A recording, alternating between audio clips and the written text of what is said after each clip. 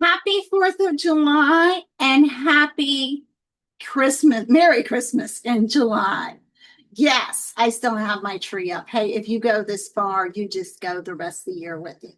So, we are talking about freedom from stinking thinking, and that is freedom from the lies that Satan plants in our heads. What kind of lies does he plant in our heads? Well, do you ever doubt? You see, Satan is the father of lies, and lies are in our heads because he plants them there. So when you are praying about something, let's see, you are praying for healing.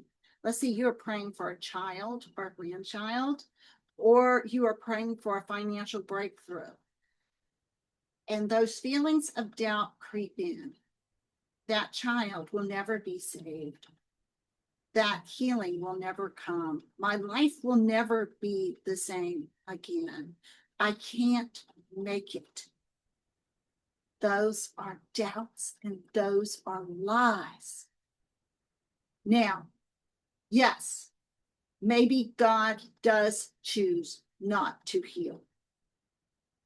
But Jesus healed so many people in the Bible that we are more apt to pray for healing than to just think the worst. God doesn't want us thinking the worst. And we can't know his plans because his thoughts and his plans are higher than ours. But do you all remember the 3 R's? I have not talked about the 3 R's. And by the way, hi, I'm Carolyn. And I have not talked about the 3 R's for a while. But I created them and put them in my book, Faith That Walks on Water. That link is in the description. So, the 3 R's. Reveal the lie. What lie are you believing? Because you see, you might have had that thought in your mind for so long that it's become a stronghold and that you have not realized, you no longer realize that it's a lie. You think it's a possibility of the truth. So we first need to say, oh, you know what? That is what I think. And that thought does pass through my head from time to time. And that is a lie. So then what do you do? Once you find that lie, what do you do? It's like when you find an ant crawling across your countertop. What do? You remove it or you smash it. So how do you remove the lie? Because this is hard. You just don't say, well, I'm just not going to think like that anymore. It's harder than that. Let me share with you from 2 Corinthians chapter 10, verses 4 and 5. For the weapons of our warfare are not carnal, but mighty in God. What weapons? Prayer. For pulling down strongholds. You see, these thoughts become a stronghold. And that's when you worry. That's when you fret. That is when you feel anxiety coming on. Excuse me. Verse 5 says, casting down arguments and every high thing. That high thing is a stronghold. It is like a partition that might divide a big room into 2 smaller rooms, okay? You can't let something get from one side to the other. And it says, every high thing that exalts itself against the knowledge of God, bringing every thought into a captivity. Let me catch up with my verse. To the obedience of Christ, bringing every thought into captivity to the obedience of Christ. You have to take that thought captive. But here is the 3rd R, and that's what you do that helps you remove the lie, because it is hard to remove that lie unless you have something else to think about. And you can't think about 2 things at the same time. I know you think you're a multitasker. I think I could do it, but I want to prove something here. I want you to think about the number 4. Now I want you to pick your favorite font to put the number 4 in, make it look pretty. Maybe you might think of 44. So you got the number 4 in your head. Okay, now think about the number 8.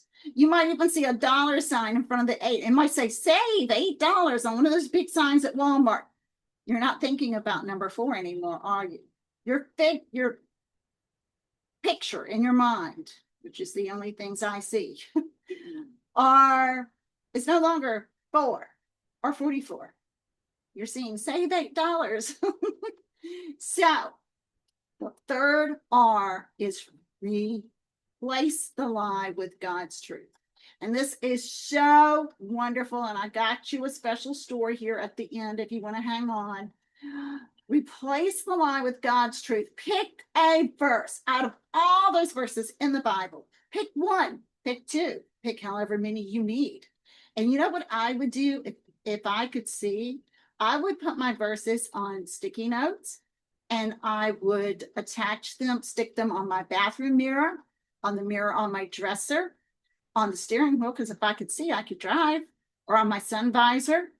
I even put on, now this is something I could do since I can't see, is I put it on my phone as a reminder. And every time I open my phone, it would be there because I'd set the reminder to come up at a certain time and then I wouldn't cancel it out and it would be there every time I opened my phone. So here's my story. That really helped me one time. And it was a God thing. It definitely was. Even though I had put the verse in there ahead of time, I didn't have that verse picked out for that day. It was just kind of hanging around. I hadn't deleted it yet. But I know some of you love my bear story. So if you don't want to hear the bear story, you can subscribe, comment, like, and do all those things and cut out of here. But if you want to hear the bear story one more time. So my guide dog, Iva, and I were in Gatlinburg, and we were outside in the grass next to the woods trying to potty. She was trying to potty. She didn't want to potty. Well, I wouldn't want to potty either if there was a several 100-pound bear standing there watching me. But I didn't know that because I can't see. And Iva didn't act any different because there's a bear there. And so finally I hear, psst. And I look up like, okay, that's, someone playing with their kids, or are they talking to me? And I don't hear nothing. And then it happens again and I don't hear nothing.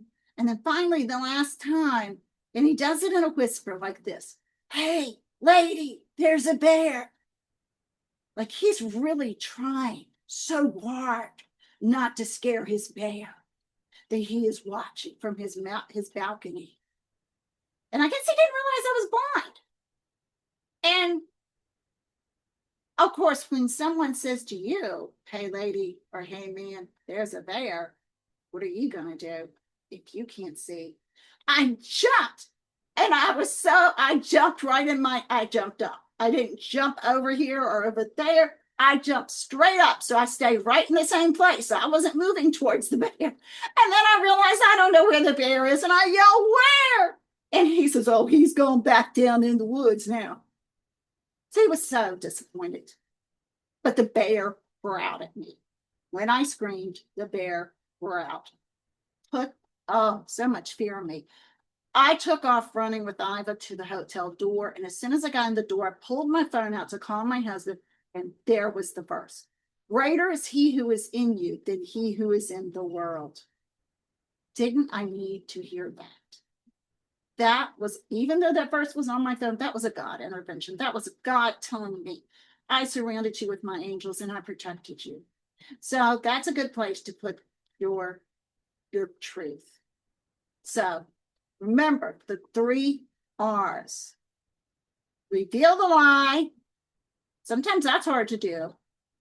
Remove the lie. That's even harder. But here's the easy part, and this helps everything. Replace the lie with God's truth. Hey, thank you for your time. I love you guys. I am working on a new devotional. Possible title is Resilient Faith, Rising Above Chronic Pain and Illness. Pray for me as I do this. I'm sorry about the background noise. It's hot here. We cannot turn the air conditioner off. And I will talk to you all next month. Hopefully it'll be cooler, but it will still be Christmas here. Bye, guys.